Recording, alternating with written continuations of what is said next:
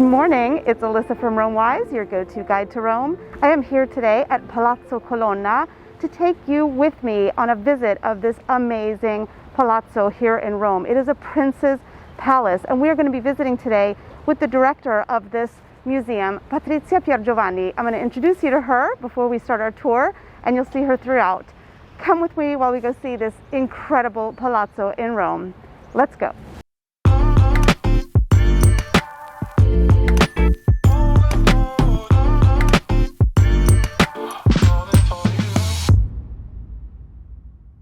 Hi, it's such a pleasure to open the doors of Palazzo Colonna to passionate visitors like Elisa, and we are always so pleased because, you know, Palazzo Colonna is a sort of promenade over the centuries because the family has a history of 900 years and the palace a history of 700 years. So our tour will be including all the wings built in different periods, so the Renaissance wing built in the late 15th century, up to the gorgeous grey gallery, which is a really masterpiece of the Baroque architecture of the middle of the 17th century, and also with the new wing that we recently opened, which is dedicated to the aunt of the actual princess, the Princess Isabelle, and also the upper monumental garden. So enjoy the tour with us. The noble Colonna family is one of the oldest in Rome, dating back to the early 12th century. In the late Middle Ages, the Colonna family famously feuded with the Orsini family, another powerful noble family, for control over Rome. In the early 1500s, it was Pope Julius II who brokered a peace between the Colonna family and the Orsini family. They decided that instead of warring, it would be better to be at peace, and began a campaign in which they would marry between the two families. This resulted in more power for both sides. One of the most famous and important members of the Colonna dynasty was Marcantonio II, famous for his triumphant defeat of the Turkish fleet at the Battle of Lepanto, an epic sea battle that crushed the Ottoman Turks in 1571. We begin today's visit in the apartment of Princess Isabelle. Princess Isabelle came from a centuries-old noble Byzantine family from Lebanon.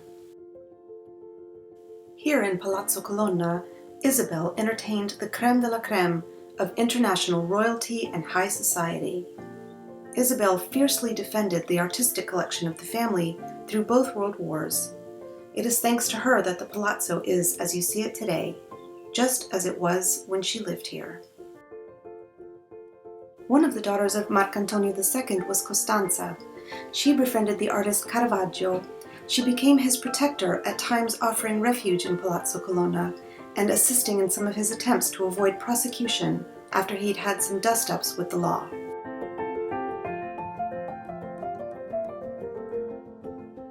Dutch painter Caspar Van Wittel spent most of his life in Italy, where he was known as Caspar Van Wittel. Van Wittel was one of a school of Flemish painters who became famous for their beautiful paintings of landscapes.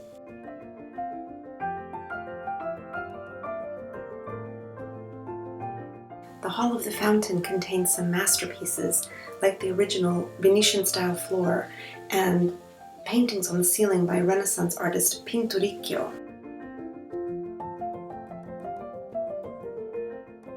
There's also this bust from ancient Rome of Emperor Augustus as a high priest, and there's this amazing 17th century night clock.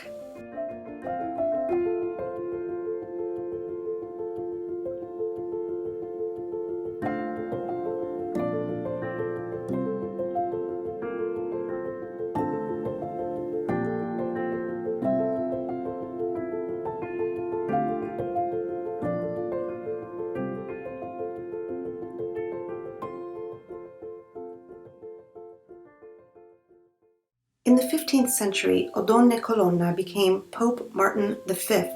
He ended the Great Schism of the West, which had split the papacy between Avignon and Rome.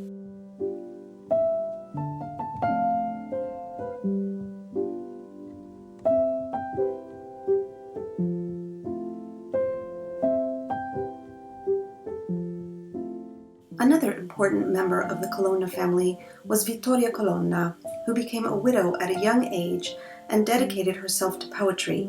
She and Michelangelo became lifelong best friends, sharing a love of art, poetry, and philosophy. Another thing you can visit when you visit Palazzo Colonna is this stunning private garden. To reach the garden, we cross over Via della Pilota on these small private footbridges. The gardens, like the palazzo itself, were built onto the slopes of the Quirinal Hill, a very strategic position both in ancient Rome and in more recent history.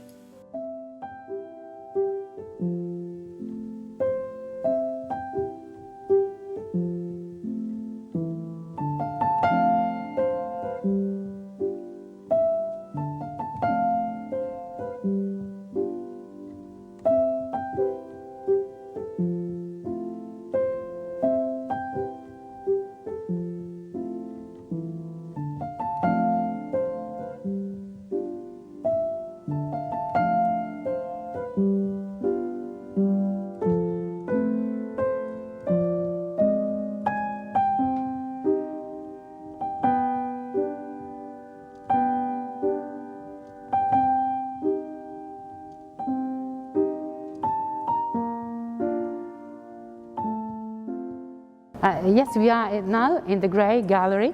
Of course, it's the most amazing and overwhelming part of the palace, because this was built in the middle of the 17th century to house the collection of sculptures and paintings. And as you can see, when you come inside, it's really overwhelming. You cannot really focus the attention on a specific thing, because every single detail is a piece of art. So the table walls, the paintings, the sculptures, everything is really gorgeous.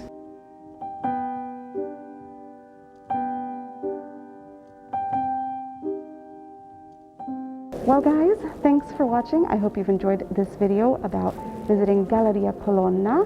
I've got information in the description below on how you can book this visit when you visit Rome. It's only open once a week, so you've got to plan ahead. Thank you so much for watching. If you've liked this video, you can watch more like it in the playlist. And hit that like button, guys. See you at the next video. Ciao for now.